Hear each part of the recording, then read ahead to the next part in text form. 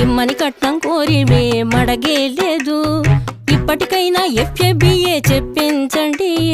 Chennapatnam stand అద్దం కావాలి మాకు, దానికి తగిన పందిరి మంచం ఇప్పించండి.